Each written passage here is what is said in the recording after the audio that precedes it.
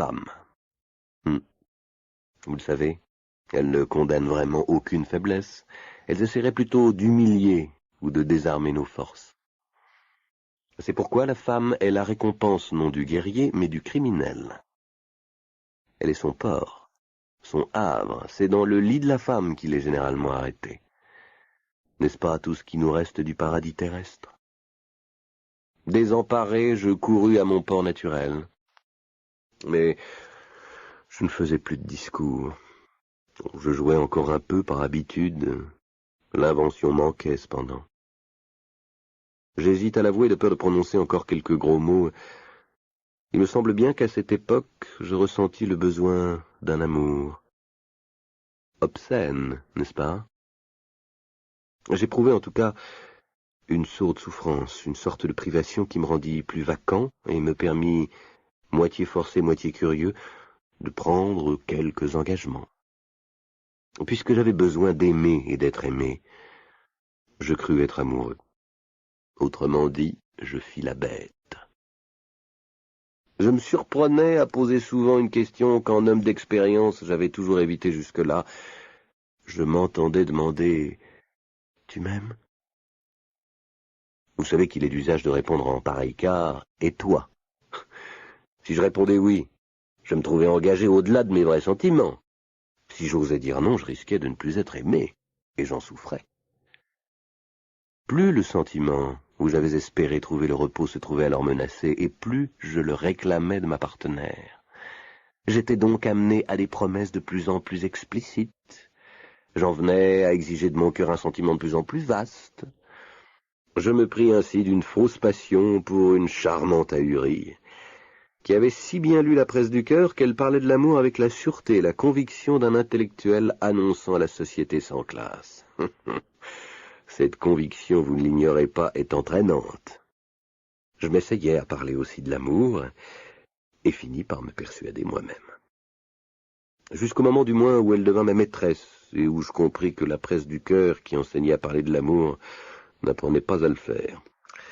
Après avoir aimé un perroquet, il m'a fallu coucher avec un serpent. Je cherchais donc ailleurs l'amour promis par les livres, et que je n'avais jamais rencontré dans la vie. Mais je manquais d'entraînement. Il y avait plus de 30 ans que je m'aimais exclusivement. Comment espérer perdre une telle habitude? Je ne la perdis point, et restai un velléitaire de la passion. Je multipliais les promesses. Je contractais des amours simultanés, comme j'en avais eu, en d'autres temps, des liaisons multiples. J'accumulais alors plus de malheurs pour les autres qu'au temps de ma belle indifférence.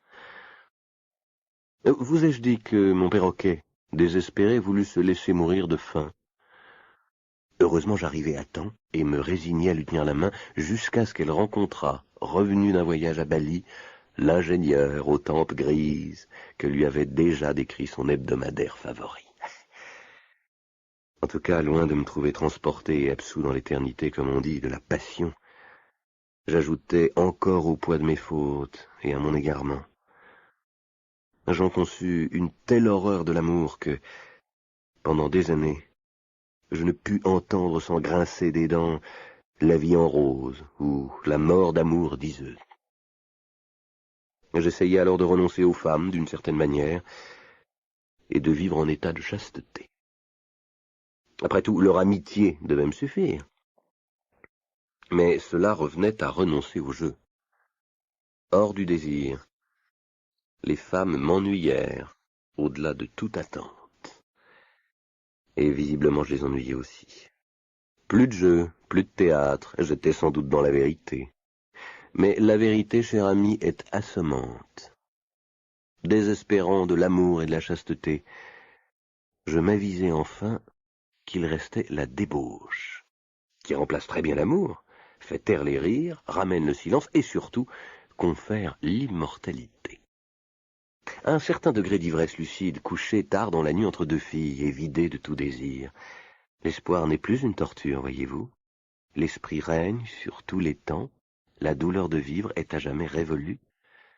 Dans un sens, j'avais toujours vécu dans la débauche, n'ayant jamais cessé de vouloir être immortel. N'était-ce pas le fond de ma nature et aussi un effet du grand amour de moi-même dont je vous ai parlé. Oui, je mourrais d'envie d'être immortel. Je m'aimais trop pour ne pas désirer que le précieux objet de mon amour ne disparût jamais.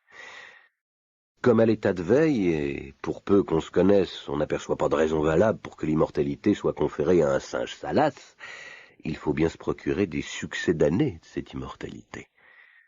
Parce que je désirais la vie éternelle, je couchais donc avec des putains et je buvais pendant des nuits. Le matin, bien sûr, j'avais dans la bouche le goût amer de la condition mortelle. Mais, pendant de longues heures, j'avais plané, bien heureux. Oserais-je vous l'avouer, je me souviens encore avec tendresse de certaines nuits où j'allais dans une boîte sordide retrouver une danseuse à transformation qui m'honorait de ses faveurs et pour la gloire de laquelle je me battis même un soir avec un barbillon vantard.